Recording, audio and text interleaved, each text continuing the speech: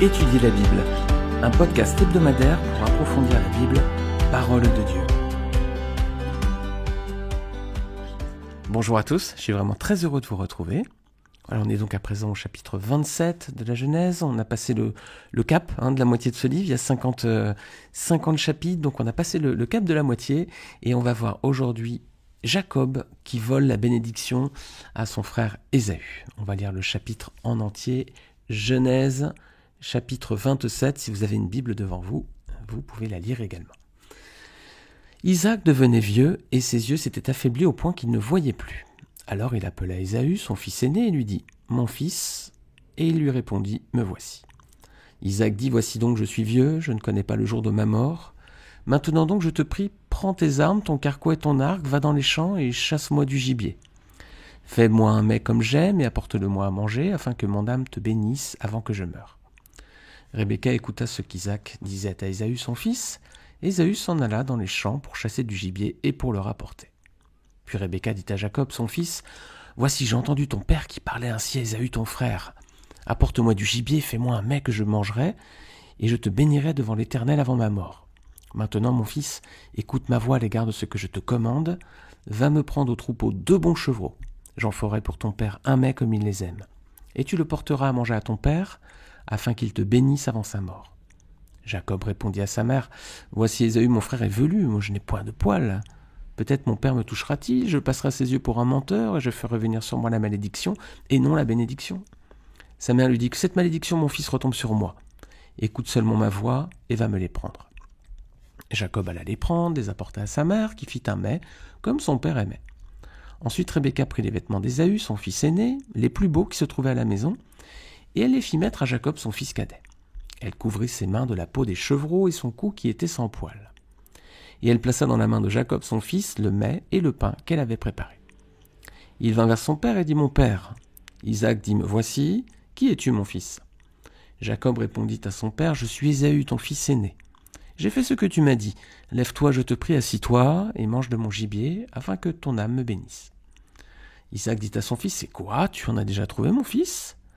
Et Jacob répondit, « C'est que l'Éternel, ton Dieu, l'a fait venir devant moi. » Isaac répondit à Jacob, « Approche donc et que je te touche, mon fils, pour savoir si tu es mon fils Ésaü ou non. » Jacob s'approcha d'Isaac, son père, qui le touchait, et dit, « La voix est la voix de Jacob, mais les mains sont les mains d'Ésaü. » Il ne le reconnut pas parce que ses mains étaient velues, comme les mains d'Ésaü, son frère, et il le bénit. Il dit, « C'est toi qui es mon fils Ésaü ?» Et Jacob répondit, « C'est moi. » Isaac dit, « Serre-moi et que je mange du gibier de mon fils, afin que mon âme te bénisse. » Jacob le servit et il mangea. Il lui apporta aussi du vin et il but. Alors Isaac son père lui dit, « Approche-toi et baise-moi mon fils. » Jacob s'approcha et il le baisa. Isaac sentit l'odeur de ses vêtements, puis il le bénit et dit, « Voici l'odeur de mon fils est comme l'odeur d'un champ que l'Éternel a béni. Que Dieu te donne de la rosée du ciel et de la graisse de la terre, du blé et du vin en abondance. Que des peuples te soient soumis et que des nations se prosternent devant toi. Sois le maître de tes frères et que les fils de ta mère se prosternent devant toi. Maudit soit quiconque te maudira et béni soit quiconque te bénira. » Isaac avait fini de bénir Jacob et Jacob avait à peine quitté son père Isaac qu'Ésaü son frère revint de la chasse. Il fit aussi un mets qu'il porta à son père et il dit à son père « Que mon père se lève et mange du gibier de son fils afin que ton âme me bénisse. » Isaac son père lui dit « Qui es-tu » Et il répondit, « Je suis ton fils aîné, Ésaü. » Isaac fut saisi d'une violente émotion. Et il dit, « Qui est donc celui qui a chassé du gibier et me l'a apporté? J'ai mangé de tout avant que tu viennes et je l'ai béni, aussi sera-t-il béni. » Lorsqu'Ésaü entendit les paroles de son père, il poussa de forts cris, plein d'amertume. Et il dit à son père, « Bénis-moi aussi, mon père. » Isaac dit, « Ton frère est venu avec ruse et il a enlevé ta bénédiction. » Ésaü dit, « Est-ce parce qu'on l'a appelé du nom de Jacob, qu'il m'a supplanté 2 fois, il a enlevé mon droit d'aînesse, et voici maintenant qu'il vient d'enlever ma bénédiction. Et il dit, n'as-tu point réservé de bénédiction pour moi? Isaac répondit et dit à Ésaü, voici je l'ai établi ton maître, et je lui ai donné tous ses frères pour serviteurs. Je l'ai pourvu de blé et de vin, que puis-je donc faire pour toi, mon fils? Ésaü dit à son père, n'as-tu qu'une cette seule bénédiction, mon père? Bénis-moi aussi, mon père. Et Ésaü éleva la voix et pleura. Isaac son père répondit et lui dit, voici, ta demeure sera privée de la graisse de la terre et de la rosée du ciel d'en haut. Tu vivras de ton épée, et tu seras assujetti à ton frère. Mais en errant çà et là, librement, tu briseras son joug de dessus ton cou. » Ésaü conçut de la haine contre Jacob à cause de la bénédiction dont son père l'avait béni. Et Ésaü disait en son cœur, « Les jours du deuil de mon père vont approcher, et je tuerai Jacob mon frère. » On rapporta à Rebecca les paroles d'Ésaü son fils aîné. Elle fit alors appeler Jacob, son fils cadet, et elle lui dit, « Voici Ésaü ton frère veut tirer vengeance de toi en te tuant. Maintenant mon fils, écoute ma voix, lève-toi, fuis chez Laban mon frère à Charan, et reste auprès de lui quelque temps, jusqu'à ce que la fureur de ton frère s'apaise, jusqu'à ce que la colère de ton frère se détourne de toi, et qu'il oublie ce que tu lui as fait. Alors je te ferai revenir. Pourquoi serais-je privé de vous deux en un même jour ?» Rebecca dit à Isaac, « Je suis dégoûté de la vie à cause des filles de Heth. Si Jacob prend une femme comme celle-ci parmi les filles de Heth, parmi les filles du pays, à quoi me sert la vie ?» Alors on va s'arrêter on va détailler, c'est verset par verset. On voit qu'Isaac à présent est devenu âgé. Alors quel âge a-t-il ? On ne peut pas dire avec précision, mais on peut estimer qu'il a à peu près 150 ou 160 ans, et je vais le détailler un petit peu plus loin. Alors il est quand même âgé, même si les patriarches vivaient plus longtemps que nous, ça reste quand même un âge avancé. Il sent sa mort arriver, il va vouloir bénir son fils aîné, son préféré, Ésaü. Regardez, on va relire Genèse chapitre 25, versets 22 à 23. C'était lorsque Rebecca était enceinte de donc ses jumeaux, de ses deux enfants. On relit que les enfants se heurtaient dans son sein et elle dit « S'il en est ainsi, pourquoi suis-je enceinte ?» Elle alla consulter l'Éternel et l'Éternel lui dit « 2 nations sont dans ton ventre, et 2 peuples se sépareront au sortir de tes entrailles. Un de ces peuples sera plus fort que l'autre, et le plus grand sera assujetti au plus petit. » Qui est-ce qui devait être assujetti à l'autre ? C'est l'aîné qui devait être soumis au plus jeune. Donc Ésaü, l'aîné, devait être soumis à Jacob. Pourtant, que va faire Isaac au verset 4 qu'on vient de lire là, dans le chapitre 27 ? Il veut bénir qui ? Son fils aîné, son fils préféré. Est-ce que c'était conforme à ce qu'avait dit Dieu ? Non. Non, Dieu avait dit clairement, l'aîné sera assujetti au plus petit, et lui, qu'est-ce qu'il veut faire, Isaac ? Il veut bénir son fils préféré. Alors, on semble dire une petite contradiction entre les versets 2 et 4 qu'on a lu en introduction. Au verset 2, Isaac dit « Voici donc, je suis vieux, je ne connais pas le jour de ma mort. » Et au verset 4, il dit « Fais-moi un mets comme j'aime et apporte-le-moi à manger, afin que mon âme te bénisse avant que je meure. » Alors on a l'impression qu'au début il dit qu'il ne connaissait pas quand il va mourir, et puis ensuite on a l'impression qu'il dit « je vais bientôt mourir ». Alors c'est certainement une figure de style oriental. Pourquoi ? Parce que Isaac ne va pas mourir tout de suite. On verra un petit peu plus tard dans la Bible qu'au chapitre 31, verset 41, Jacob va s'en aller donc chez le frère de Rebecca, et il va le servir pendant 20 ans. Et ensuite il va revenir, et Genèse 35, versets 27 et 28, Jacob et Ésaü vont enterrer leur père Isaac, qui va mourir à 180 ans. Donc c'était juste avant cet épisode, donc il a à peu près aujourd'hui, dans Genèse 27, environ 150-160 ans. Voilà, donc il est âgé et affaibli. Alors, Rebecca va prendre les choses en main, afin que la bénédiction revienne à son fils préféré à elle, Jacob. Est-ce que ça vous rappelle une autre histoire d'une femme qui est intervenue pour changer les plans là ? Sarah et Abraham, vous vous rappelez, Sarah qui avait décidé de donner Agar comme femme à Abraham. Alors est-ce que c'est un acte de foi de la part de Rebecca, vu que Dieu avait dit que Jacob soumettrait son frère Ésaü ? Elle le savait, on a relu Genèse 25 tout à l'heure, versets 22 et 23. Elle s'était présentée devant Dieu, elle avait consulté l'Éternel qui lui avait dit voilà, il y a 2 nations qui vont sortir de toi, mais le plus grand sera assujetti au plus petit. Donc est-ce que quand elle fait ça, quand elle supplante Ésaü pour que Jacob obtienne la bénédiction, est-ce que c'est un acte de foi ? Non, on ne peut pas dire ça, elle aurait dû faire confiance à Dieu en fait. C'est jamais bon d'intervenir pour aider Dieu. Quand Sarah l'a fait avec Abraham, Dieu avait fait des promesses de descendance à Abraham, et comme elle ne tombait pas enceinte, le plan tardait un peu, elle avait décidé de prendre en main les choses avec son pragmatisme. C'est jamais bon d'intervenir pour aider Dieu. Là pareil, Rebecca fait preuve d'un même pragmatisme. Non, c'est jamais bon d'essayer de contrecarrer les plans du Seigneur. Alors Isaac, maintenant âgé, aveugle, il va se faire abuser par des membres de sa propre famille. Voilà quelle histoire triste. Il y a beaucoup d'exemples, les amis, dans le monde où des personnes ont abusé de la faiblesse des plus âgés.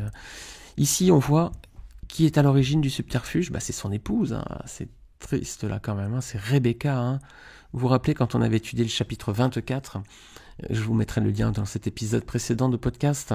On avait vu un portrait magnifique de Rebecca, vraiment, qui en plus elle symbolisait l'Église, était d'une pureté incroyable. Lorsque le Seigneur était venu, le serviteur, était venu la chercher pour la la prendre en mariage pour Isaac. Voilà, c'est plus du tout l'image qu'on a d'elle ici. On a une personne à présent qui, elle fait du favoritisme avec ses enfants, elle ne fait pas la volonté de son mari, elle contrecarre les plans de Dieu, elle est, il y a plein de mauvaises images, alors je ne vais pas trop développer, mais on voit à travers les personnages bibliques toujours, au début parfois on voit la pureté, et puis ensuite on voit le péché qui arrive. Alors toutes ces personnes mettent en avant, accentuent d'autant plus la pureté, la sainteté de Christ, qui est la seule personne dans la Bible et dans toute l'histoire de l'humanité qui soit pure, réellement pure et sans péché devant Dieu et devant les hommes. Les personnages bibliques comme Abraham, Isaac, Jacob, David et les autres mettent d'autant plus en avant la pureté et la sainteté du Fils de Dieu, le Seigneur et Sauveur Jésus-Christ. Donc Rebecca, elle décide de monter un stratagème afin que Jacob reçoive la bénédiction de son père, Isaac. Est-ce que Jacob lui dit que c'est mal de tromper un vieillard aveugle ? Non, il aurait pu dire « Maman, on va pas faire ça quand même. Papa, il est âgé, il est aveugle, on peut pas faire ça quand même. » Jacob le trompeur. Et maintenant, verset 16, alors on voit tout le stratagème. Elle va couvrir son fils avec les habits d'Ésaü. Elle va lui coller les poils des animaux qui sont morts sur les mains de Jacob, au niveau de son cou. Voilà, visiblement, il n'avait pas de barbe, a priori. Ésaü avait une barbe, mais pas lui.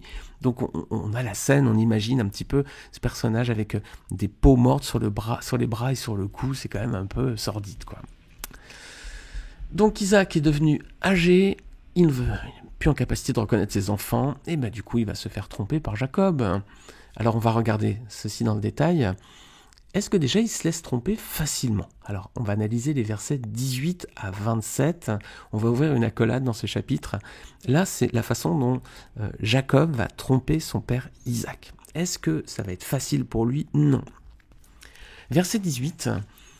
Isaac entend la voix de son fils Jacob, mais lui demande de confirmer son identité. Il dit « Qui es-tu » Il semble se méfier. Il était aveugle, mais il n'était pas sourd quand même. Est-ce qu'on voit que Jacob tremble quand il ment ? Non, il a l'air assez sûr de lui aussi. Ça nous rappelle quand Abraham et Isaac avaient aussi menti sur l'identité de leur épouse devant Pharaon pour Abraham et devant le roi de Guérar pour Isaac aussi. Ils avaient menti sans trop avoir d'état d'âme, semble-t-il. Alors, verset 18, donc, Isaac entend la voix, mais il demande quand même de confirmer son identité. Et puis, verset 20, il trouve quand même ça étrange qu'Ésaü ait trouvé du gibier aussi rapidement. Bon, là encore, Jacob, il ment sans trembler. En plus, il prend le nom de l'Éternel. Il dit, c'est ton Dieu qui l'a amené devant moi. Il est vraiment culotté. Verset suivant, 21. Isaac semble vraiment se méfier de plus en plus. Il demande de toucher la peau là, pour être sûr qu'il s'agisse bien d'Ésaü. Et puis les versets 22 et 23, il le touche et il tombe dans le panneau en fait.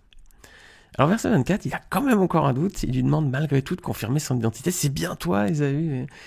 Et puis 26, il demande à son fils de l'embrasser. Voilà, une dernière vérification, semble-t-il, avant de le bénir. Il sent son odeur et là, ça y est, il tombe dans le panneau et il le bénit. Ouais, il en a mis des précautions quand même, Isaac. Pourquoi, à votre avis ? Certainement qu'il semble qu'Isaac connaisse bien le caractère de Jacob, ce côté trompeur, filou de son fils. Et puis il a peut-être été informé par Ésaü que Jacob lui a déjà volé son droit d'aînesse. Pour preuve, parce que quand Ésaü va dire à Isaac que Jacob lui a pris son droit d'aînesse, Jacob ne répond rien. Il a l'air pas sûr. Enfin, il n'y a pas de surprise de sa part en tout cas. Et oui, les amis, le mensonge. Je me souviens quand j'étais petit. Alors je me suis converti à 25 ans, mais quand j'étais petit, une fois avec mon frère, on sortait de l'école et puis le professeur, l'instituteur nous avait informé qu'il n'y avait pas cours un jour de la semaine suivante. Alors en rentrant de l'école, j'avec mon frère, on court tout content vers notre maman pour lui dire « Maman, la semaine prochaine, on n'a pas cours, peut-être un mardi, je ne sais plus quel jour c'était. » Alors ma mère me dit « C'est vrai que vous n'avez pas cours ?» J'ai dit « Bah oui, c'est vrai. Est-ce que le professeur a écrit un mot sur vos carnets ?» Je lui dis « Mais non, si on te le dit. » Et ma mère qui me répond « Ouais, mais j'ai pas confiance en vous, vous mentez tout le temps. » Voilà les amis. J'étais pas chrétien à l'époque, je m'étais pas encore converti, donc j'étais un petit menteur, voire un grand menteur. Attention à notre réputation les amis. Si on est chrétien, si quelqu'un dit de vous, je sais pas, on peut pas avoir confiance en toi, tu mens tout le temps, c'est que vous avez un petit problème de doctrine là, peut-être quelque chose à corriger. Il faut relire beaucoup de passages de la Bible là. Attention, tu ne mentiras point, c'est dans les 10 commandements. Étape suivante. Isaac va bénir Jacob à présent, verset 29. Il lui dit « Que des peuples te soient soumis, que des nations se prosternent devant toi, sois le maître de tes frères, et que les fils de ta mère se prosternent devant toi. Maudit soit quiconque te maudira, et béni soit quiconque te bénira. » Est-ce que ça vous rappelle d'autres bénédictions similaires dans la Bible ? J'en note au moins 3. La première bénédiction qu'un père a fait à ses enfants, c'est dans Genèse chapitre 9, versets 24 à 27. C'est Noé après la fin du déluge. On va lire ce passage. Genèse 9, versets 24 à 27. Lorsque Noé se réveilla de son vin, il apprit ce que lui avait fait son fils cadet. Il dit « Maudit soit Canaan, qu'il soit l'esclave des esclaves de ses frères. » Il dit encore « Béni soit l'Éternel, Dieu de Sem, et que Canaan soit leur esclave. Que Dieu étende les possessions de Japheth, qu'il habite dans les tentes de Sem, et que Canaan soit leur esclave. » Voilà, on avait fait un épisode de podcast sur le péché de Cham. Je vous le mets également en lien en bas de ce podcast. Alors ça, c'est la première bénédiction d'un père sur ses enfants. On va regarder ensuite 2 bénédictions qui sont assez similaires à celles que Isaac vient de faire à Jacob, parce que on a la mention de « maudit soit quiconque te maudira » et « béni soit quiconque te bénira ». La première, c'est dans Genèse chapitre 12, versets 1 à 3. C'est Dieu qui fait cette bénédiction à Abraham. L'Éternel dit à Abraham, « Va-t'en de ton pays, de ta patrie, de la maison de ton père, dans le pays que je te montrerai. Je ferai de toi une grande nation, et je te bénirai. Je rendrai ton nom grand, et tu seras une source de bénédiction. Je bénirai ceux qui te béniront, et je maudirai ceux qui te maudiront. Et toutes les familles de la terre seront bénies en toi. » Voilà, ça c'est Dieu qui bénit Abraham et lui dit « Je bénirai ceux qui te béniront, je maudirai ceux qui t'en maudiront. » Quelle bénédiction les amis, quelle assurance d'avoir reçu de telles paroles de la part de Dieu. Deuxième bénédiction assez similaire, on la trouve dans Nombre 24, versets 8 à 9. Vous connaissez peut-être cette histoire, c'est quand le prophète Balaam va bénir Israël alors que Balak lui avait demandé de maudire ce peuple. Voici ce que disait le prophète Balaam. Dieu l'a fait sortir d'Égypte, il est pour lui comme la vigueur du buffle, il dévore les nations qui s'élèvent contre lui, il brise leurs os et les abat de 6 flèches, il ploie les genoux, il se couche comme un lion, comme une lionne, qui le fera lever ? Béni soit quiconque te bénira et maudit soit quiconque te maudira. Voilà ce qu'avait dit le prophète Balaam en parlant d'Israël. Alors, 4e partie de ce chapitre 27, Ésaü maintenant rentre de la chasse et se rend compte du subterfuge. Quelle est la réaction d'Isaac lorsqu'il se rend compte de la manipulation ? Verset 33, il fut saisi d'une violente émotion. Où il se rend compte maintenant Qu'est-ce qu'il se rend compte de ce qui vient de se passer Et quelle est la réaction d'Ésaü ? Lui, il pleure. Il pleure amèrement la perte de sa bénédiction. Et oui, et l'Épître aux Hébreux va revenir sur ce point, sur ce passage. Regardez, Hébreux chapitre 12, versets 15 à 17. « Veillez à ce que personne ne se prive de la grâce de Dieu, à ce qu'aucune racine d'amertume poussant des rejetons ne produise du trouble et que plusieurs n'en soient infectés. À ce qu'il n'y ait ni débauché, ni profane, comme Ésaü, qui pour un mets vendit son droit d'aînesse. Vous savez que plus tard, voulant obtenir la bénédiction, il fut rejeté, quoiqu'il l'ait sollicité avec larmes, car il ne put amener son père à changer de sentiment. » Waouh, alors là on voit qu'Ésaü, c'est trop tard maintenant, il ne peut pas faire machine arrière, sa bénédiction, il s'est bel et bien fait voler. Il avait dédaigné son droit d'aînesse, dans un épisode aussi qu'on avait vu très récemment avec le plat de lentilles, je vous mets aussi le lien si vous voulez revenir sur cette étude. Voilà, machine arrière impossible. Alors que va-t-il décider de faire ? Il va prendre la mauvaise décision, il va essayer de se venger et il va même réfléchir à tuer son frère. On se met à la place d'Ésaü, mettons-nous à la place d'Ésaü. On vient de se faire voler la bénédiction, en plus de son droit d'aînesse. Qu'auriez-vous fait à la place d'Ésaü ? Est-ce que vous auriez eu aussi envie de vous venger ? On aurait peut-être nourri ça dans notre cœur aussi, peut-être pas jusqu'à la mort, mais on aurait peut-être bien voulu lui faire payer ce qu'il nous a fait. Est-ce que aujourd'hui encore, vous n'avez pas de la rancune envers des personnes, de votre famille peut-être, des histoires de famille. Il y en a beaucoup, malheureusement, souvent à cause d'héritage. C'est jamais très glorieux. C'est jamais pour des motifs qui sont honorables. Est-ce que dans votre cœur, il y a encore aujourd'hui une soif de vengeance contre quelqu'un de votre famille, un proche, je sais pas, des collègues, des conjoints peut-être? Ouais, oui, qu'est-ce qu'on aurait fait? Est-ce que c'est bon de se venger, les amis? Oh non, Dieu nous appelle toujours à pardonner, comme lui-même nous a pardonné à travers le sacrifice de son Fils Jésus-Christ sur la croix. C'est Jésus qui est mort pour nous sur la croix, qui prend notre place. Pour Dieu, c'est suffisant. Et lui, à travers le sang de Christ, il est prêt à nous pardonner. Donc attention à nous-mêmes, à nos cœurs, de ne pas chercher à nous venger. Non, Dieu nous appelle à pardonner comme il nous a lui-même pardonné à travers le sang de Christ qui a coulé sur la croix.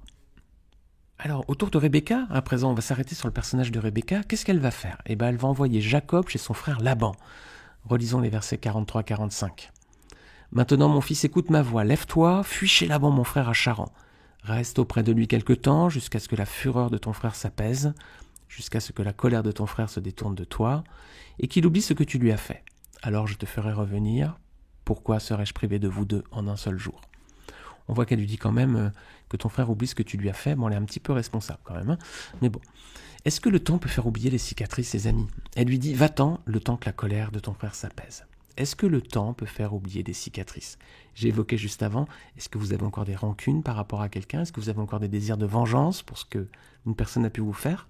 Est-ce que le temps, à présent, peut faire oublier des cicatrices? Oui, les amis. Alors, dans ma main gauche, j'ai une cicatrice.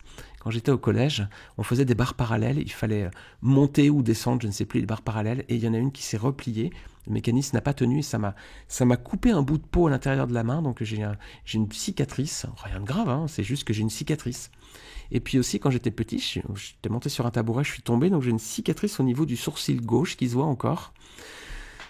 Mais pourtant, les amis, j'ai cette cicatrice, elle se voit tous les jours quand je me rase, quand je me lave les dents, ou quand je me lave les mains, je vois cette cicatrice. Mais est-ce que pour autant, je repense à tout ça? Est-ce que pour autant, j'ai de la rancœur par rapport ou des mauvais souvenirs par rapport au fait d'avoir chuté de ce tabouret ou d'avoir eu ce problème avec des barres parallèles? Non, les amis. Oui, la cicatrice, elle est là, c'est vrai qu'elle n'a pas disparu, mais j'en souffre pas et je la vois pas tous les jours en me rasant, en revenant sur cette cicatrice. Pour moi, elle est même complètement invisible. J'en parle dans ce podcast, mais honnêtement, je l'ai complètement oublié. Donc effectivement, les cicatrices ne s'effacent pas toujours. Par contre, on peut vraiment les oublier, les amis. Alors Rebecca, elle ne va plus jamais voir Jacob. Voilà, Rebecca d'ailleurs va disparaître de la Bible, on n'entend plus parler d'elle, on ne sait d'ailleurs rien de sa mort. On sait juste qu'elle va être enterrée avec Isaac dans la grotte qu'Abraham avait achetée pour enterrer Sarah. Et c'est un détail en toute fin de Genèse qu'on trouve Genèse 49, versets 29 à 31.